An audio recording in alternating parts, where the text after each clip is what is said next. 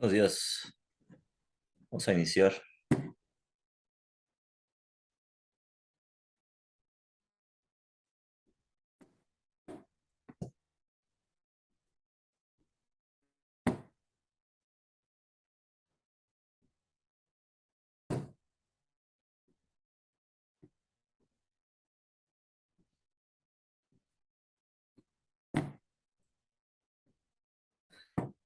Listo. Vamos a comenzar. Día. Permítanme. Vamos a ver. Listo.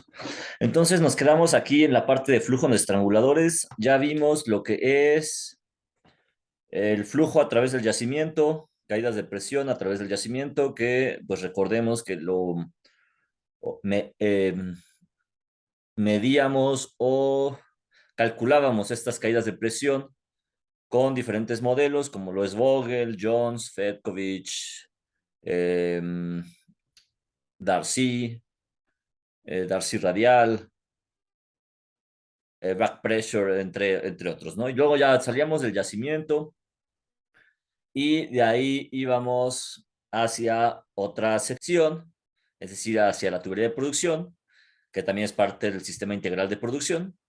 Y entonces ahí las caídas de presión en el sistema integral de producción, bueno, en la tubería de producción, las calculábamos con diferentes correlaciones, como lo son Arkichevsky, Hagedorn and Brown, Bexambril, Mukherjee-Ambril, Ansari, etcétera. Entonces teníamos correlaciones empíricas y teníamos correlaciones mecanísticas también, ¿no?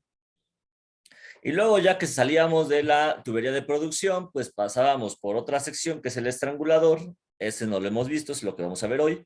Y luego pasábamos por la siguiente sección que es la línea de descarga y también calculábamos las caídas de presión en la línea de descarga y ahí también las podíamos estimar con Eaton, con Bexambril, con, uh,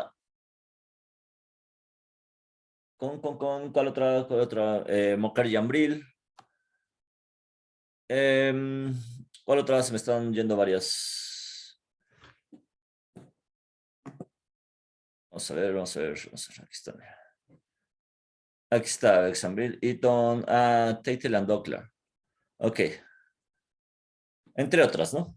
Y hay más, hay más. Si ustedes entran al simulador, ustedes podrán encontrar ahí más. Bueno, también en la tubería de producción pueden encontrar Gray em, y entre otras 10, 15 correlaciones, ¿no? Y entonces ya calculábamos con eso la caída de presión, sumábamos todas las caídas de presión, sumábamos la caída de presión en el yacimiento, sumamos la caída de presión en la tubería de producción, sumamos la del estrangulador y sumamos la de la línea de descarga y nos da la caída de presión total. Es decir, que si nosotros salimos del estrangulador, perdón, si nosotros tenemos en el yacimiento 5000 PSI y perdemos a través del medio poroso, luego la tubería de producción, luego el estrangulador y luego la línea de descarga, si nosotros perdemos una cantidad de presión, vamos a suponer 3000, entonces al final nosotros vamos a llegar al separador o a los tanques de almacenamiento, pues 5000 menos 3000 nos van a quedar 2000, ¿no? Y así nos vamos a ir, ¿ok? Entonces, lo que vamos a ver hoy es cómo calcular la caída de presión en los estranguladores. El punto aquí es ir calculando caídas de presión, pero si nos fijamos bien, nosotros hemos visto las caídas de presión por secciones, es decir, una sección fue el yacimiento, otra sección es la tubería de producción, otra sección es la línea de descarga y otra sección es el estrangulador. Eso forma parte del sistema integral de producción, ¿ok? Entonces tenemos un estrangulador. ¿Y qué rayos es un estrangulador? Bueno, el estrangulador nos sirve para incrementar la velocidad de flujo y mantener los fluidos en flujo crítico. ¿Para qué queremos el flujo crítico? Pues tiene diferentes funciones, pero el flujo crítico, una de las funciones es aislar todos los cambios de presión que ocurran corriente arriba respecto de los cambios de presión que ocurren corriente abajo. ¿Cuál es corriente arriba y corriente abajo?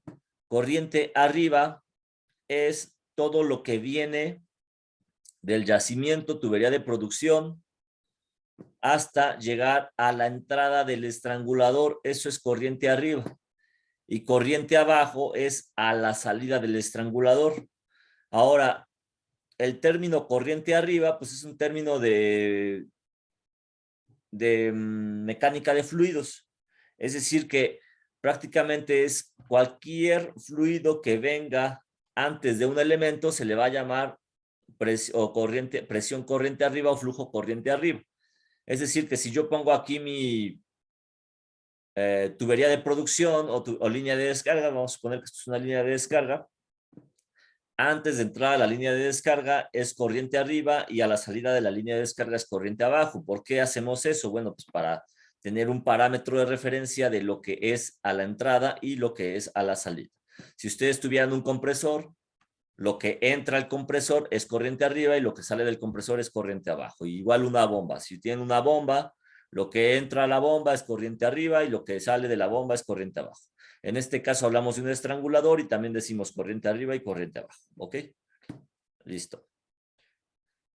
Entonces, como les comentaba, para el flujo crítico hay una relación y la relación nos dice todo lo que venga del yacimiento, tubería de producción y entre al estrangulador es corriente arriba.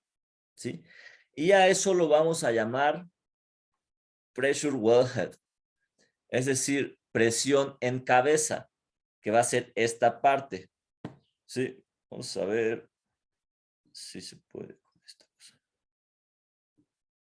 Ahí está.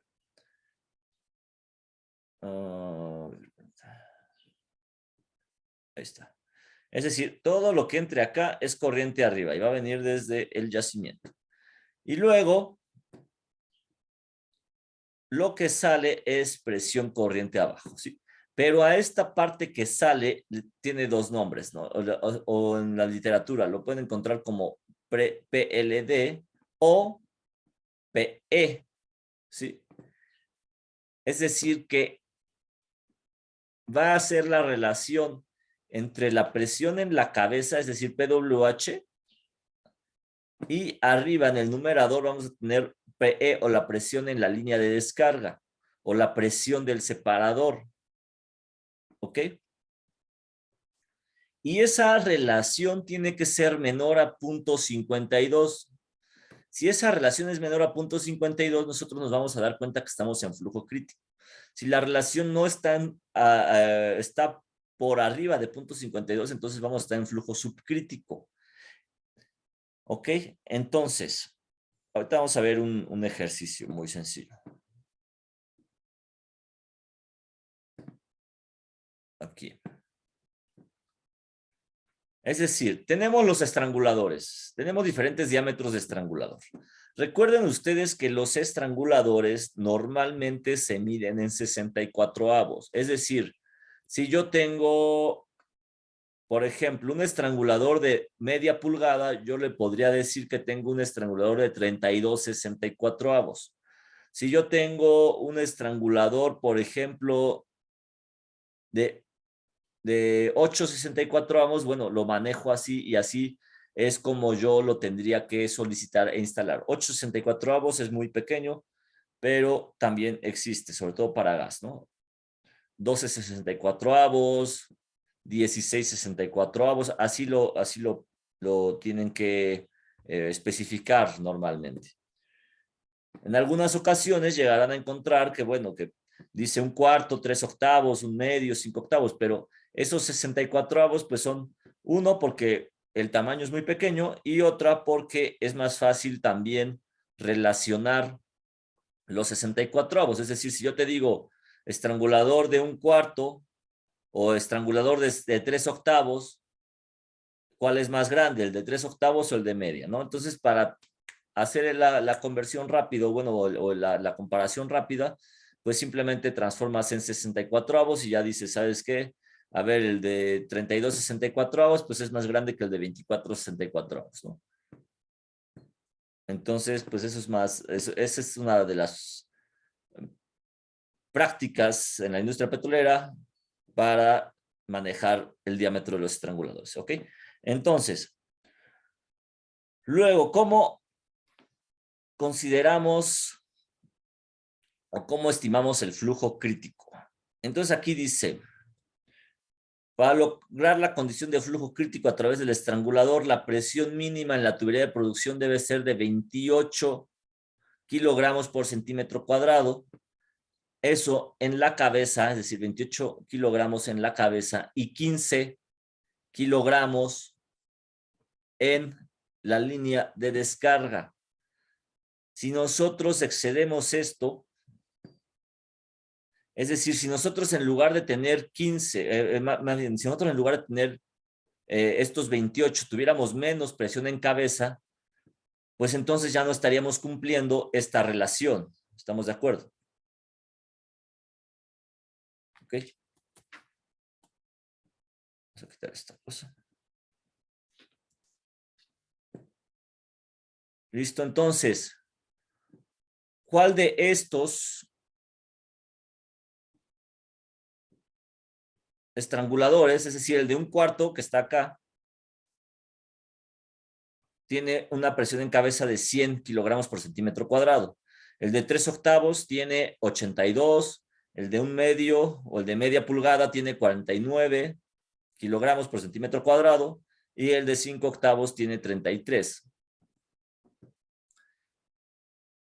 Realicen la comparación entre el de 5/8 y el de 3/8, a ver cuánto les da. Es decir, en la línea de descarga yo tengo 15 kilogramos por centímetro cuadrado. Eso es lo que yo tengo en la línea de descarga y esa es la contrapresión. Ustedes lo van a conocer como contrapresión. Entonces, realicen esa comparación, es decir, 15 entre 33, a ver cuánto les da, y 15 entre, vamos a ponerle 3/8, entre 82. A ver cuánto les da.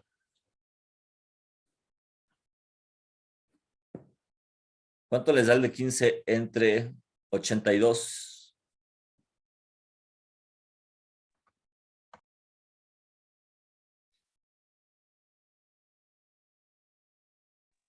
El de 15 entre 82 nos da 0.18. 0.18. Ok. ¿Y el de 15 entre 33? Nos da de... 0.4545. Ajá, correcto. Listo. Gracias, Diego. Gracias, León. 1.45. ¿Correcto?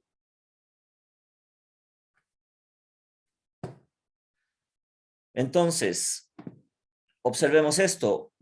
Es decir, el de 3/8 me está dando 0.18. ¿Es menor a 0.52? Sí, sí es menor. Entonces estamos en flujo crítico. Y es esta línea verde. Es decir,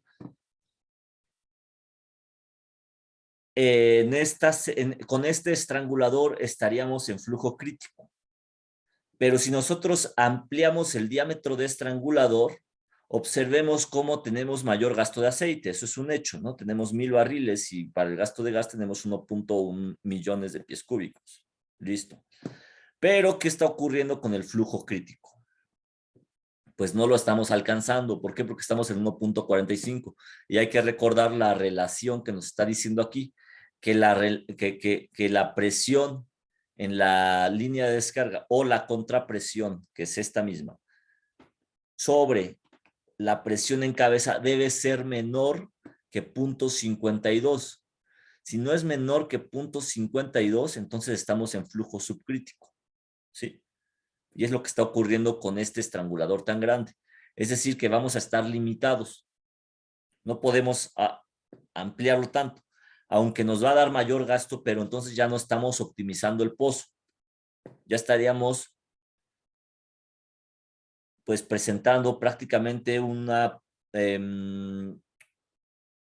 sobreproducción o pues una incorrecta administración del pozo, ¿sí? Necesitamos administrar la energía de ese yacimiento. porque recuerden ustedes que la forma más económica de producir un pozo es con flujo natural.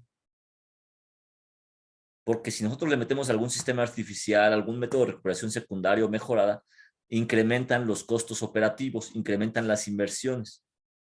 Y eso, bueno, pues ya no es optimizar los pozos. ¿Ok? Listo. Entonces, pues, ¿cuáles son las funciones del estrangulador? Mantener un gasto de producción adecuado, mantener una contrapresión suficiente, es decir, que no permitas que, si tú, por ejemplo, no sé si a ustedes les ha tocado, yo creo que sí, cuando tienen alguna manguera y la manguera de pronto pues tiene algún sedimento en esa manguera o que se acumula tierra o que se le acumula, no sé, hay algo como que se le haga algunas ahí como luego se les hace como unas alguitas, no sé cómo va. Cuando tienen alguna manguera ahí encerrada mucho tiempo, luego se les forman ahí como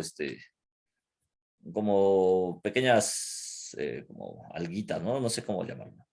Pero bueno, si ustedes le abren a toda la llave a esa manguera, pues va a expulsar todos los sedimentos, toda la tierra y todo lo que tenga, ¿no? Por muy vieja que esté, bueno, ahí van a expulsar todo. Pero si ustedes le abren a la manguera y le abren a la llave del agua, perdón, le abren a la llave del agua y sostienen la manguera y le ponen el dedo en la punta, entonces ustedes están ahí reduciendo, más bien, están incrementando la velocidad, pero están reduciendo lo que viene de adentro a que fluya con la misma velocidad. Es decir, están creando una contrapresión. Entonces, si ustedes le ponen en la punta de la manguera el dedo, pues va a salir con mayor velocidad el agua, pero el agua que entra, pues, o el caudal que entra, o el gasto que entra, pues no va a ser igual que si ustedes le quitaran el dedo y entonces, pues, permitieran que saliera todo por la manguera, ¿no? Y entonces, ¿eso para qué es? Bueno, pues observen o recuerden ustedes que cuando le ponen el dedo a la manguera, pues logran hacer que el gasto, el chorro de agua, pues llegue más lejos, ¿no? Entonces, pues tiene mayor velocidad. Si ustedes le quitan el dedo, pues obviamente sale un chorro, un gasto mayor, pero pues una distancia menor, ¿no? Una velocidad menor. Entonces, para eso es también el estrangulador. Al final están estrangulando. Si lo que yo les comentaba de los sedimentos o de estos residuos que pudieran tener luego las mangueras, si ustedes le abren completamente y no le ponen el dedo, pues estos residuos van a salir evidentemente. Si ustedes le abren y le ponen el dedo para estrangular ligeramente, estos residuos van a tardar más en moverse. Y eso es lo que ocurre también en los pozos. Se crea una contrapresión que ayuda a prevenir el arenamiento. Es decir, tú tienes allá abajo en el yacimiento una una formación deleznable que puede producir arena. Pero si tú le pones el dedo, se limita esta producción de arena. Es decir, que no creas esa contrapresión, ese diferencial de presión tan grande. Tú lo que tienes que hacer es reducir el diferencial de presión entre la salida del yacimiento y lo que es el pozo, ¿ok? Mientras más grande sea el diferencial, tú vas a estar expulsando más cosas, ¿no? Es decir, entre ellas la arena. Si tú reduces este diferencial, pues entonces vas a reducir también lo que es la producción de arena. Vas a proteger el equipo superficial. Y lo mismo pasa con la conificación de gas. Recordemos que hay algo que se llama velocidades, ¿no? Entonces tú tienes velocidad de gas y tú tienes velocidad de líquido, de velocidad del aceite. Y es muy similar a lo que ocurría en la tubería de producción cuando vimos el cálculo de las velocidades, que traíamos, recuerden ustedes, el colgamiento y el resbalamiento. ¿Por qué? Porque era la diferencia de velocidades entre el gas y el líquido. Eso era el colgamiento, eso era el resbalamiento. Si ustedes con el estrangulador reducen esas velocidades y logran que el movimiento sea pues prácticamente similar o lo más cercano entre las velocidades, van a lograr reducir también la conificación de gas. Y lo mismo va a ocurrir si ustedes también colocan una contrapresión, van a lograr reducir la conificación de agua, es decir, la velocidad del agua y la velocidad del aceite, pues no van a ser tan distintas. Lo que se está procurando es que fluyan a la misma velocidad. ¿Qué ocurre? Normalmente, pues el agua fluye más rápido que el aceite. Entonces, al fluir más rápido el agua que el aceite, pues se crea un efecto de conificación hasta que llega un momento en el que se te invade el pozo y pues simplemente ya no tienes otra forma de extraer ese aceite. Entonces, por eso es importante controlar las producciones o las velocidades de los fluidos. Y pues explotar el yacimiento a un gasto más eficiente. Es decir, como lo vimos en el ejemplo anterior, aunque con el gasto de 5 octavos, perdón, con el estrangulador de 5 octavos teníamos un gasto mayor, pues no necesariamente es el más eficiente o el más óptimo, o el óptimo. Para este caso, el óptimo podría ser el de 3 octavos. Te da un gasto de 628, pero te mantienes en un flujo crítico y evitas que pues se pierda esa energía del yacimiento de una forma más rápida, ¿no? Y luego, ¿cómo calculamos estas caídas de presión a través del estrangulador? Hay una correlación o hay varias correlaciones. Hay 4 correlaciones empíricas, también hay correlaciones mecanísticas. En este caso, pues vamos a ver de estas 4 correlaciones empíricas cómo se realizan. Tenemos una ecuación general, que es esta que estamos viendo en la pantalla, en donde la presión corriente arriba, es decir, la P1 o la que traíamos como PWH, pues está aquí expresada, ¿no? Y dice P1. Luego traemos un gasto de líquido que está aquí, ¿no? Porque al final lo que fluye en el estrangulador, lo que va a pasar a través del estrangulador es líquido. Es decir, así traigamos un gasto de aceite y gasto de agua, al final los tenemos que sumar para que nos dé el gasto de líquido, ¿ok? Y luego tenemos una R. Esta R pues es la relación gas-aceite, ¿ok? Observen las unidades, pie cúbico por barril. Y luego traemos una D. Esta D es el diámetro de estrangulador, es decir, si yo les digo, ¿sabes qué? Pues, ¿cuál es el diámetro del estrangulador? Bueno, es de 1/4, es 3 octavos, es de media, es de 5 octavos. Pero, observen esta parte. Aquí dice que está en 64avos. ¿A qué se refiere con que está en 64avos? Pues si yo te digo, ¿sabes qué? A mí dame el diámetro en 64avos, entonces yo te tendría que decir, bueno, mi estrangulador es de media pulgada. Para pasarlo a 64avos, bueno, pues conviertan arriba y abajo a 64, bueno, que queden 64avos, y nos quedaría de 32 64avos. Ahora, ¿cuál es el número que ustedes van a meter aquí? Solamente el 32, porque ya esta D me está diciendo que el número está en 64avos, ¿ok? Es decir, yo tendría que meter aquí un 32 nada más y ya hago toda la operación. No tendría que meter los 32 entre 64, ¿no? Bien. Ahora tengo también algunas constantes, algunos coeficientes, es decir, esta A tiene un valor, esta B tiene un valor y esta C. Entonces, si nos damos cuenta, tenemos gasto, relación gas-aceite y diámetro, ¿ok? Que son las variables del pozo.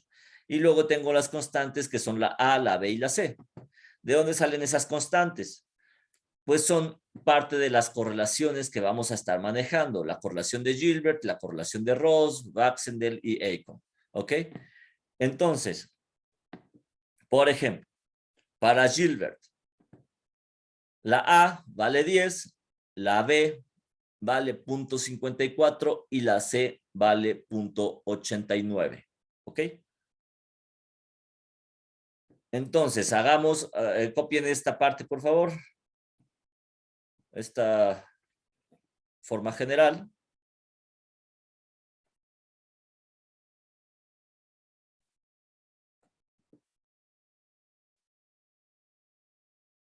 Listo. Entonces hagamos un ejercicio muy sencillo. Consideren un gasto de producción, lo vamos a apuntar acá. Gasto de producción de 1000.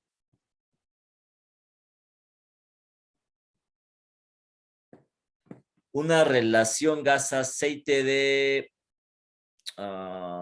500.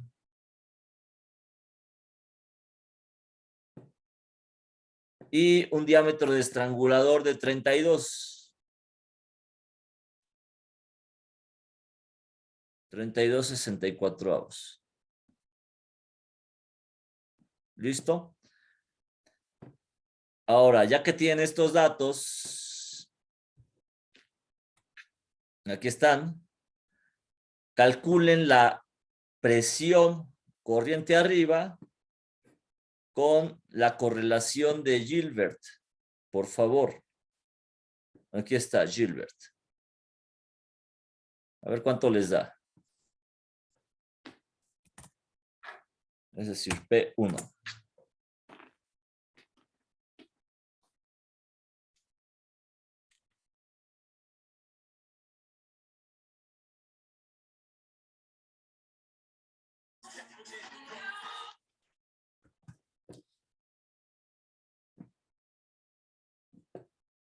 ¿Cuánto les da con Gilbert y cuánto les da?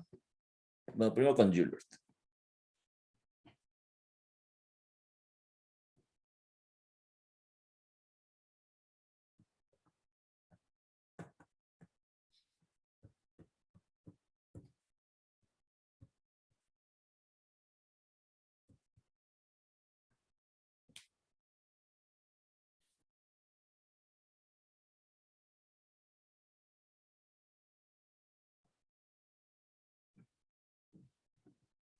Con Gilbert a mí me da 425.50.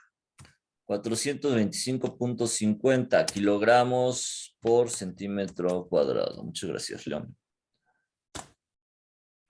Listo, 425, perdón, no es cierto, son PSI, ¿verdad? Son 425.5 PSI. ¿Sí?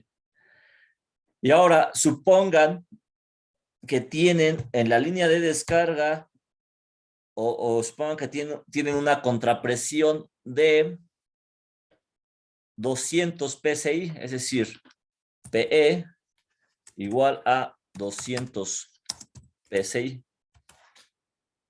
Ustedes determinen si está en flujo crítico o subcrítico.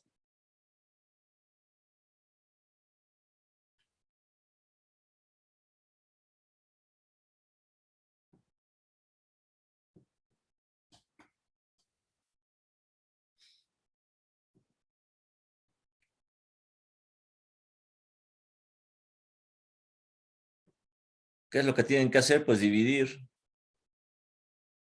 200 entre 425.5. Y la relación, recuerden que era menor o igual a 0.52.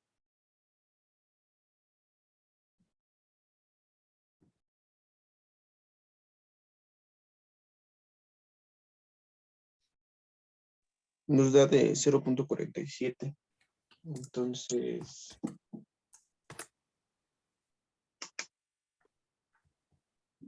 ya no recordaba bien. Bueno, ya no recuerdo bien cuando tenemos menos.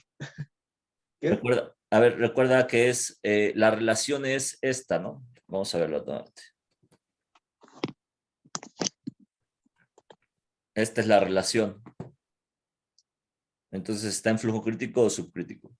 En flujo crítico, porque es menor. Claro, correcto, perfecto. Muchas gracias, Leo. Es decir, 0.47 pues es menor a 0.52. Estamos en flujo crítico. Y estas son, o sea, estos datos o estos valores, pues ¿de dónde salen? Pues son valores que yo mido también. O sea, esto es parte de lo que yo les comentaba en la clase anterior, en la clase presencial. Tú vas al pozo y mides este gasto de líquido con tu separador.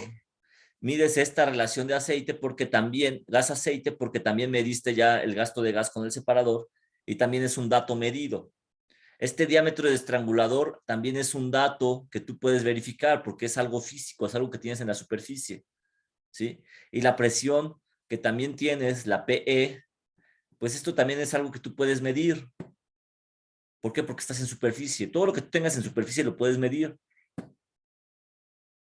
Lo que tienes en el fondo, lo que tienes en el yacimiento es más complicado, se lo tienes que estimar con modelos y con todo eso, ¿no? Pero al final no son datos precisos.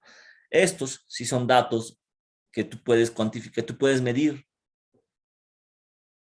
Entonces tú sí puedes decir, ¿sabes qué? A ver, yo ya medí esta parte, ya medí esto, ya saqué la relación con esta P1, ya saqué los 425.5. Ah, bueno, entonces ya nada más estos 200 que yo medí, pues los hago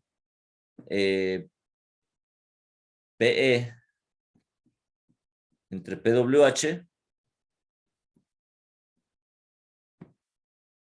y listo. Veo que es menor a 0.52.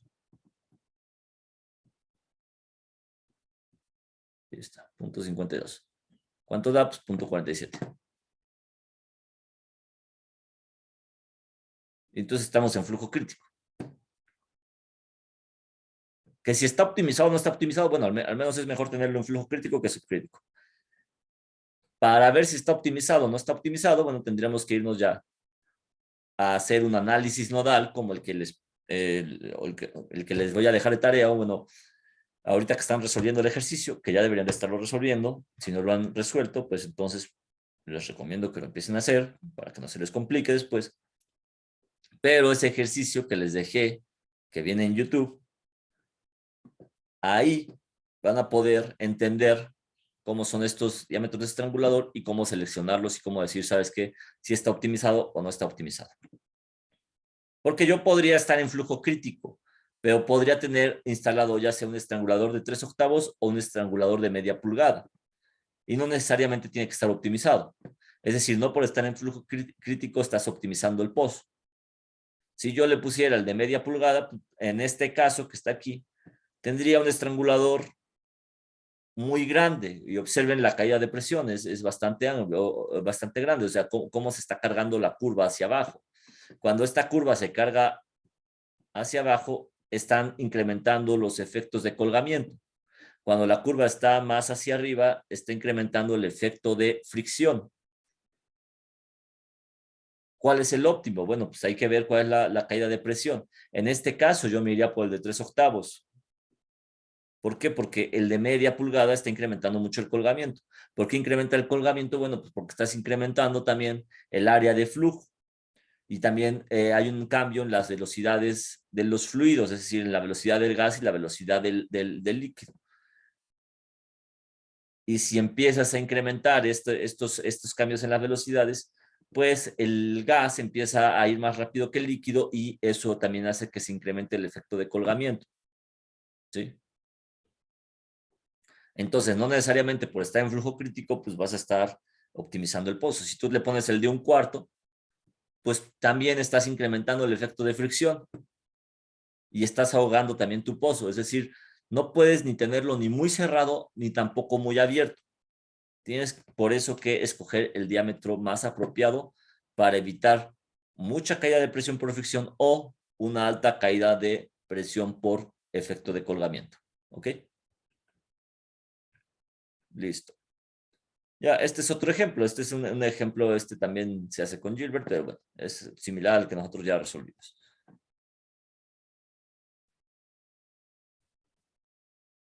Listo, entonces pues así son las caídas de presión. Al final todos son caídas de presión. Aquí están algunos ejemplos de estranguladores, por eso les digo que lo podemos ver físicamente. Observen aquí, este es un estrangulador. Vamos a darle zoom in. Observen, por aquí pasan los fluidos. Muy, muy, muy pequeño. Aquí adentro, esta es la cabeza del pozo. Esto es el árbol de válvulas. Aquí, en esta cosa, está el estrangulador. Es un portaestrangulador, así se le llama. Entonces aquí le instalo el estrangulador en ese portaestrangulador y le meto esta cosa. Este es un estrangulador fijo, pero hay estranguladores variables también. Pero en este caso, para este pozo, usábamos estranguladores fijos. Entonces aquí se fijan, tiene una rosca, ¿no? Entonces ya llegas, lo enroscas, le colocas esta, la brida, bueno, le colocas este como tapón, este tiene que salir a golpes, ¿no? Tienes que sacarlo como a marrazos, porque la verdad es que pues, es muy, muy pesado, ¿no? Entonces ya lo colocas, metes el estrangulador, lo enroscas y ya, luego ya pones esta cosa y ya, por ahí va a salir el fluido. Que sale aceite y sale gas. Aquí está lo que yo les comentaba, las válvulas. La válvula maestra es esta. La válvula maestra inferior, la válvula maestra superior. las válvulas laterales, y aquí arriba esto es la válvula de sondeo. Esta de acá, a ver si se alcanza a ver. Esta de acá es una válvula lateral, esta otra es una válvula lateral, esta es una válvula maestra, esta es otra válvula maestra.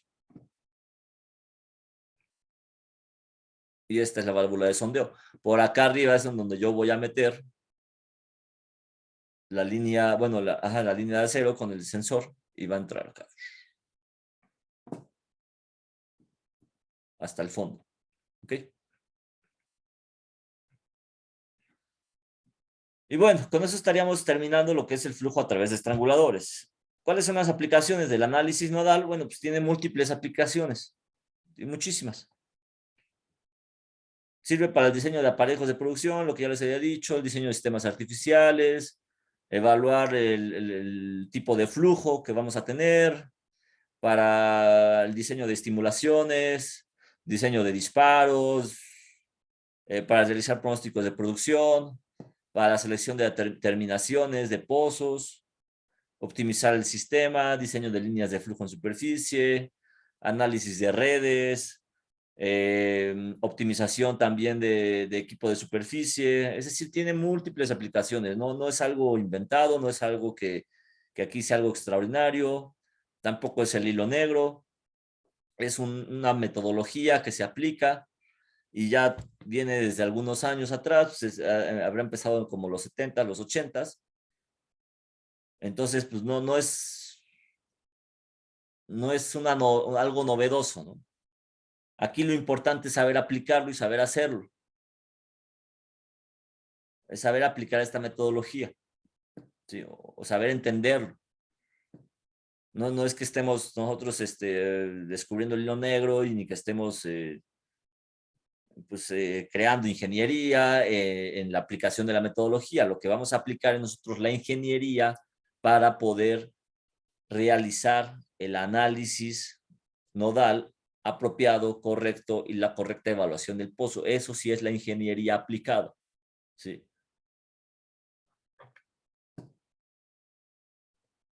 Por ejemplo, aquí para el diseño de aparejos de producción, pues igual aquí yo trazo diferentes curvas de IPR, eso lo pueden hacer ustedes en PipeSim, y pues trazan también diferentes diámetros de tubería. Entonces al final dentro de estos diámetros, observen ustedes cómo también se está evaluando el daño. Es decir, trazas curvas de IPR con diferentes daños y también trazas curvas de outflow con diferentes diámetros de tubería. Entonces analizas y dices, bueno, pues a ver cuál es el diámetro óptimo, qué ocurre si yo tengo un daño de 2, yo tengo un daño de -2, es decir, si el pozo está estimulado, si el pozo está dañado, qué ocurriría con las tuberías, cuál sería la más óptima si yo tuviera estas condiciones y bueno, pues ya escoges ahí la propiedad, ¿no? Y lo mismo aquí con otro diseño de aparejos. Observen ustedes cómo los aparejos, y aquí que se está evaluando, pues aparejo integral de 2/7, es decir, antes de que tú instales un aparejo, tienes que hacer una evaluación de cómo se va a comportar ese aparejo, cómo se van a comportar las caídas de presión a través de ese aparejo. Entonces, tú llegas con tu simulador y dices, ¿sabes qué? A ver, ¿qué ocurre con el de 2/7? Y ya lo analizas, ¿no? Aquí está la curva azul. Bueno, ¿qué ocurre si yo tengo un aparejo con telescopiado, 200 metros desarrollados de 3,5 y 1217 metros desarrollados de 2/7? Es decir, sería esta curvita verde. Pues no se ve tan apropiada, ¿no? Es decir, si yo lo veo de esta manera, pues creo que me convendría más el aparejo que tiene la curva azul. Igual un aparejo integral de 3,5 pulgadas. Observen cómo cuando tú veas esta palomita, que es la curva de outflow, que deja de cortar la curva de inflow, en ese momento ya no tienes gasto. No tienes gasto, el pozo ya no está fluyendo. Por eso no hay cruce. Recuerden ustedes que el cruce es el punto operativo, ¿sí? Lo que ustedes pueden medir o lo que están midiendo. Si esto se desplaza hacia arriba y ya no corta, ya no hay flujo. El pozo deja de ser fluyente. Entonces observen ustedes cómo con esta curva de outflow naranja prácticamente ya no está cortando. Es decir, que tú tienes un aparejo muy grande y quizás como estás incrementando el área de flujo, estás disminuyendo la velocidad de los fluidos, pues estos no logran llegar hasta la superficie. Entonces, por eso también, pues es muy probable que ya no tengas flujo. En cambio, si tú reduces el área de flujo, incrementas la velocidad de los fluidos, el gas ayuda al líquido a poder desplazarse, entonces eso ocurre pues, con el de 2/7 y es muy probable que por eso todavía tengas flujo, ¿sí? Esas son las evaluaciones que se tienen que hacer. Para eso sirve el uso del análisis nodal. Sirve para diseñar SAPs, es decir, sistemas artificiales de producción. ¿Sí? Y hay diferentes curvas que se utilizan también con el SAP. Por ejemplo, la curva de un flujo natural, pues es esta palomita, ¿no? Pero cuando tú le quitas el estrangulador porque le metiste el sistema artificial y le metes un bombeo neumático, la curva cambia. Es decir, si tú le metes un ESP, es decir, un bombeo electrosumergible, pues la curva también cambia. ¿Sí? Es decir, no siempre las curvas van a ser, las curvas de outflow no siempre van a ser como esta palomita. Esta palomita está afectada por los efectos de fricción y por el estrangulador. Pero si tú le cambias el tipo de sistema, si tú le quitas el estrangulador, si tú le metes un bombeo neumático, un bombeo electrosumergible, si tú le metes un bombeo mecánico, un hidráulico, estas curvas van a ser diferentes, las curvas de outflow. Observen que la curva de inflow no la vas a cambiar. ¿Por qué? Porque esa es la que tú tienes en el yacimiento. La curva de inflow, esa no la vas a poder modificar. Pero sí puedes modificarlo de acá arriba, que es las curvas de outflow, que al final dependen de cuestiones mecánicas. Las curvas de inflow dependen de cuestiones del yacimiento. Pues no vas a ir y te vas a poner ahí a darle más permeabilidad o darle más porosidad. Eso es imposible. Obviamente, pues a lo mejor, no sé, un fracturamiento o algo, pero al final lo que es el resto del yacimiento no lo vas a cambiar. La roca no la vas a poder modificar. ¿Ok? ¿Qué ocurre con esta dichosa palomita? Es decir, tienes la palomita, pero observen cómo de este lado, del lado izquierdo, tienes flujo inestable. Es decir, no te conviene estar de este lado. Recuerden que es el punto operativo. Aquí estás en flujo estable. Aquí gobiernan los efectos de fricción. En el flujo inestable gobiernan los efectos de resbalamiento. Nunca, creo que yo al menos nunca he visto que un pozo o sea, que uno como ingeniero diga, sabes que pues yo lo voy a mantener en este punto, ¿no?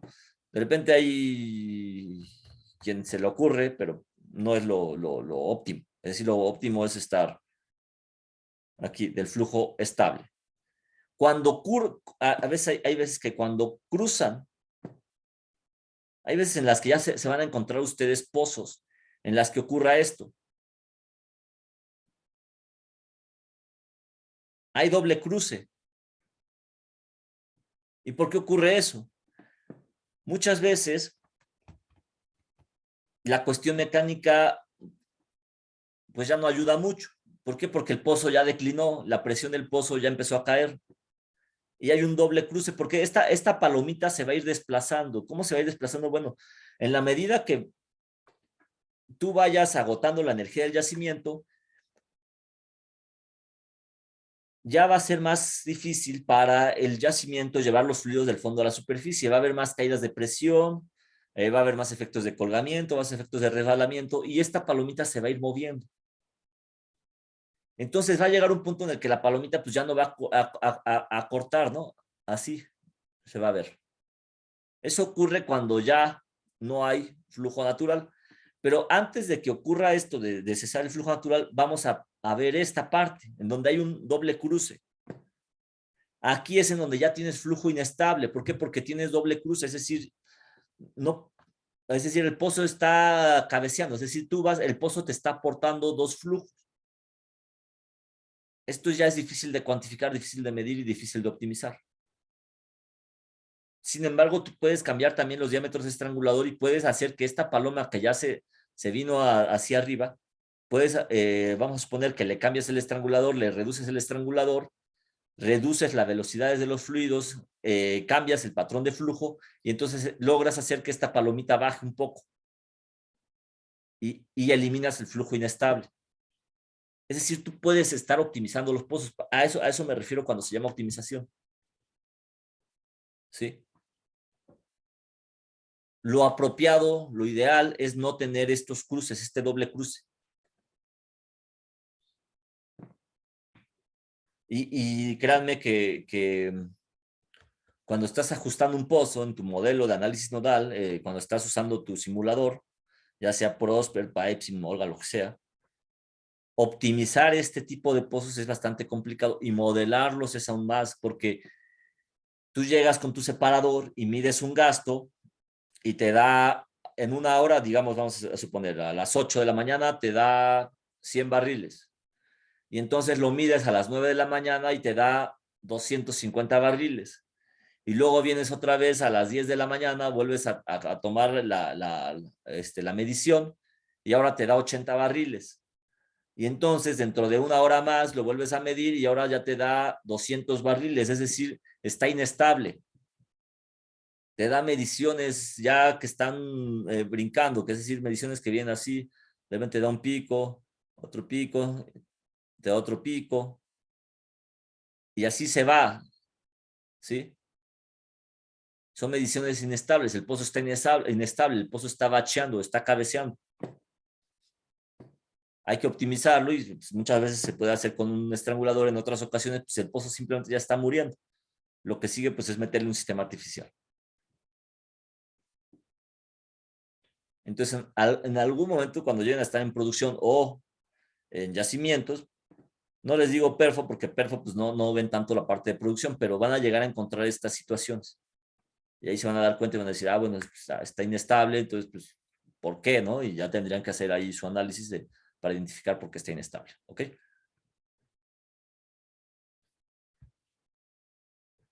Aquí hay otra optimización. Ahora, observen esto. Esta curva, observenla, no es como la curva típica que vemos de una curva de IPR. ¿Por qué?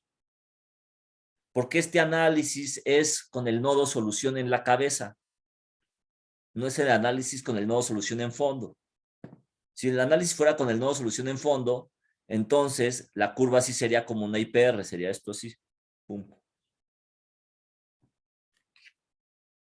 Entonces, tienen que saber diferenciar el comportamiento o las curvas que van a ustedes a estar viendo.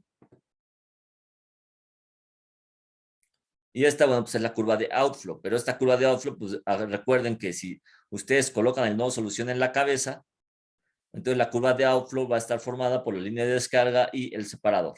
¿Sí? Por eso es que no se ve tampoco esta como palomita.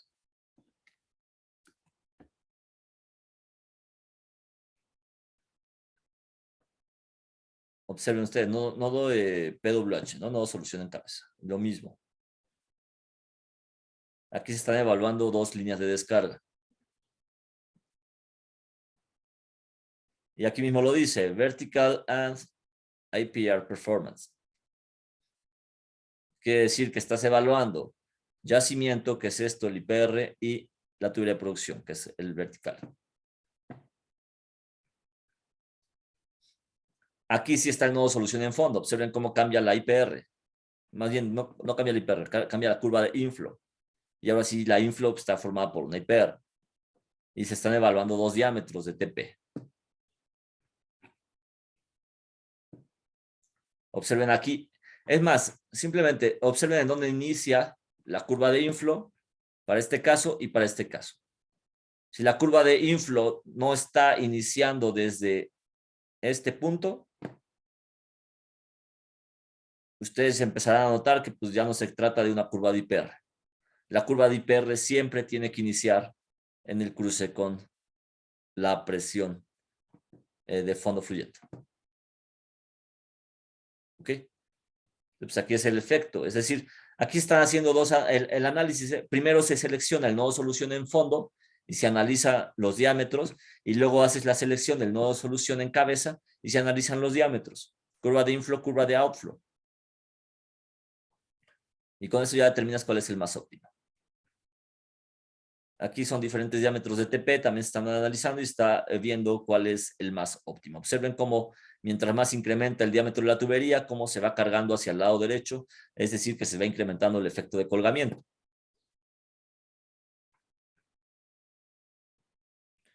También se pueden hacer curvas de IPR futuro. Observen cómo tú vas declinando las presiones y vas pues realizando diferentes curvas de IPR a diferentes presiones, y eso es a lo que se le llama IPR futuro. Es decir, tú puedes predecir cómo se va a comportar dentro de unos cuantos meses. Si tú tienes la declinación, vamos a suponer que declina 100 PSI cada mes, pues entonces dices, bueno, a ver, cuando llegue a 2200, que esto va a ser dentro de, a lo mejor tienes ahorita 2400, es decir, dentro de 2 meses va a llegar a 2200, a ver cuánto voy a tener de gasto. Y ya, analices aquí el gasto y dices, bueno, pues me va a dar más o menos como unos 1100 barriles, ¿no? Y bueno, y si sigue declinando, cuando llegue a 1800, que eso va a ser dentro de 4 meses, porque está declinando aproximadamente 400 PSI por mes, pues entonces, dentro de 4 meses yo voy a tener ahora este gasto, ¿no? 600, 700 barriles. También eso se puede hacer, y eso también lo hace el simulador.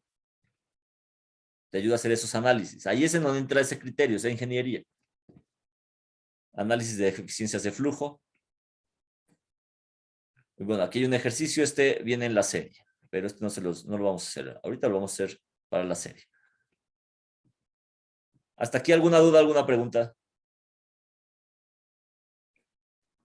Con esto estaríamos terminando el tema de análisis nodal.